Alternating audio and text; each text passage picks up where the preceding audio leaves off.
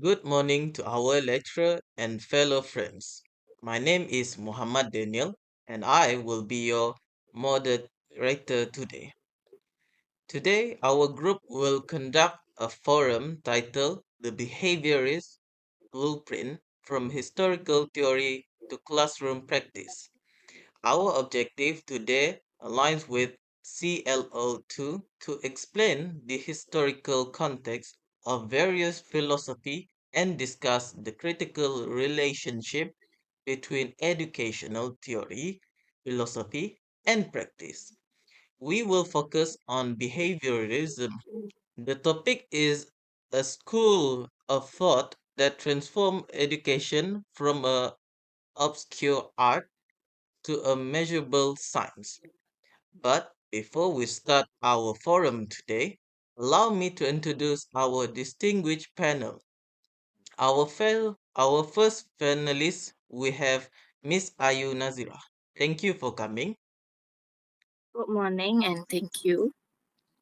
The second panelist, we have Miss Alicia Sumai. Thank you for coming, Miss.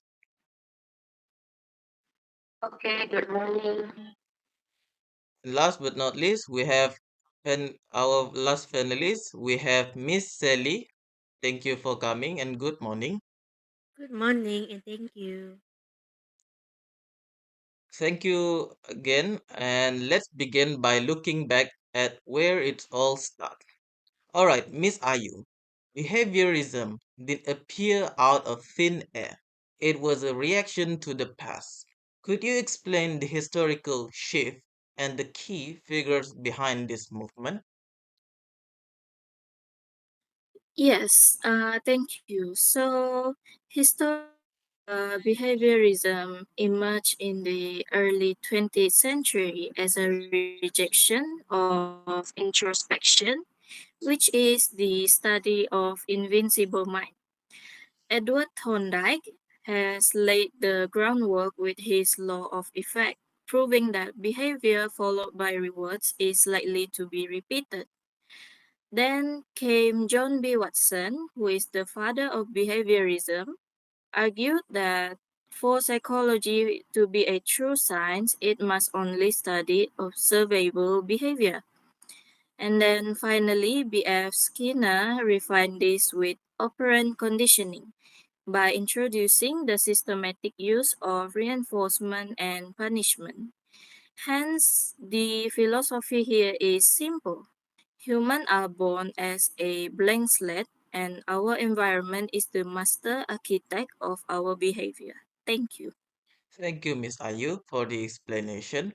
So, for Miss Alicia Sumai, if humans are blank slate shaped by the environment, how does the theory actually manifest in a real school? And how the philosophy become a practice? Can you tell us about it? Okay, the relationship is direct and mechanical.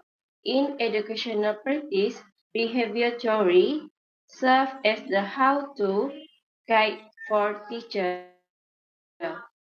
For example, 1.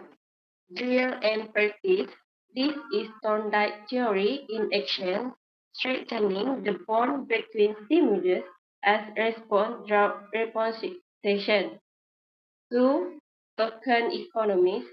When teachers use sticker, shark, or reward system, they are applying Skinner operate conditioning to manage classroom discipline.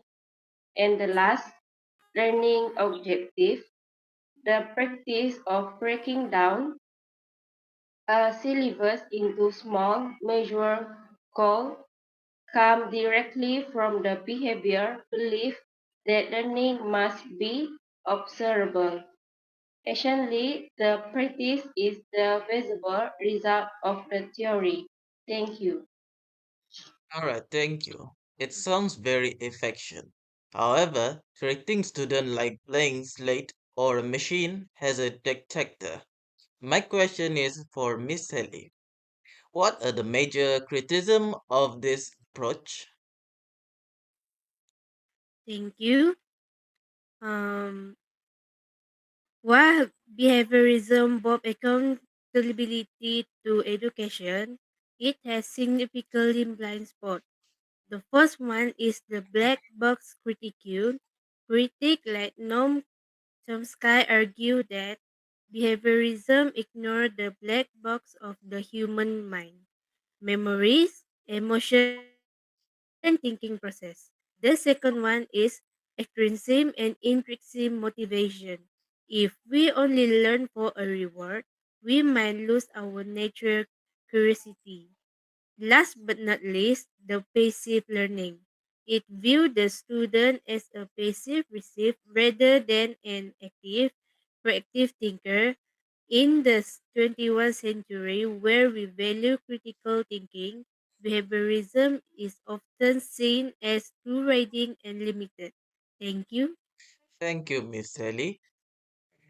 Now, in conclusion, the historical context of behaviorism show us a move toward objectivity and data. While it may not explain the full complexity of the human spirit, the relationship between behaviorist theory and practice remain a cornerstone of a classroom management and foundational skill building today. Once again, I would like to express my deepest appreciation to the panel's members who are present today. And thank you also to the lecturers and friends for listening to our forum. With that, our forum ends. Thank you for your attention.